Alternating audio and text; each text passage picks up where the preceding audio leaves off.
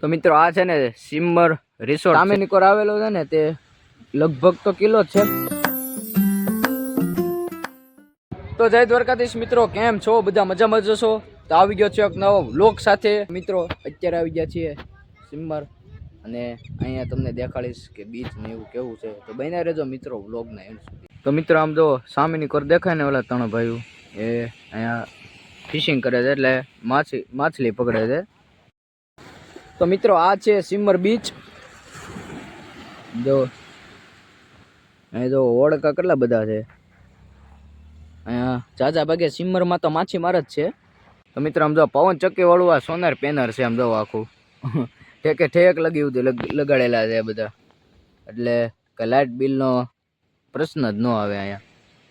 મિત્રો આ છે ને સિમર રિસોર્ટ છે આખો. આમ જો ઠેક કેટલા રૂમ છે, બહુ રૂમ છે.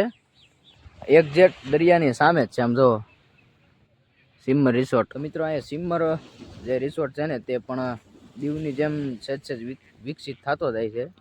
અને અહીંયા હજી તો આટલું બધું તો કાંઈ બન્યું નથી, પણ તો હજી થોડું ઘણું બને. મિત્રો ભારત ન્યુઝીલેન્ડની આજે મેચ હતી ને એમાં ભારત જીતી ગયું છે, એટલે રાજુલા શહેરમાં જો એ ખુશીમાં રેલી નીકળી છે.